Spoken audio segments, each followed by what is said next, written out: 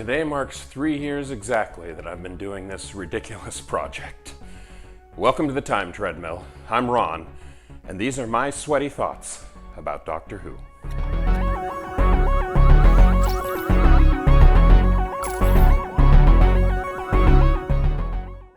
Exactly 3 years ago today, on February 20th, 2017, I looked at my collection of Doctor Who DVDs, I looked at a treadmill I had sitting in our bedroom, and I thought about my overall physical health, and I dreamed up a way to address the latter by combining the former two, and the Time Treadmill was born. Here we are now, 3 years later. I've watched every single episode of Doctor Who and all its spin-offs ever broadcast while walking on a treadmill. Now I'm on my second pass-through in chronological order and doing this video commentary, and honestly, I've never felt better in my life.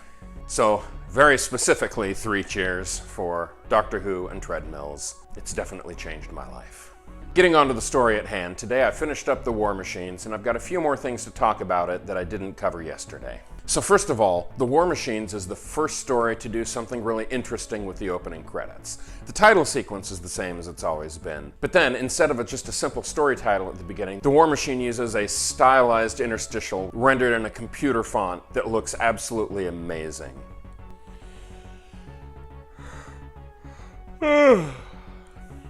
Off the top of my head, I can't remember if the show ever does that sort of thing again, aside from, I'm thinking of the stylized opening of the Ice Warriors with a massive font. And that's about the closest they come with actual broadcast titles, if I'm remembering correctly. Yeah, I suppose I'll find out for sure in the next year or so. By then I'll have forgotten I posed the question. So next I wanted to talk about the titular war machines themselves. Of course, they're all created by the evil supercomputer Wotan, or as multiple characters refer to him, Votan. But the war machines themselves are basically tank drones that are constructed in multiple locations and all set to unleash conquest upon the world at a predefined time. And so, therefore, the entire story becomes a ticking time bomb of whether or not the Doctor will uncover the plot and how will he neutralize all of these machines scattered all across the world before time runs out. So naturally, that means that the BBC dug deep into their budget to build a fleet of thousands of war machines. I'm kidding. They built one war machine with a number on it, and it's only a single-digit number, not a serial number. And only one ever appears on screen at any given moment. And in fact, only 2 appear throughout the entire story. The others all sort of exist off-screen in a hand-wavy sort of way. The first war machine is unleashed early because of plot reasons, and it winds up malfunctioning and powering down due to poor programming. Speaking as a software development, on the one hand, I'm mortally offended. On the other hand, I was like, yeah, that's fair.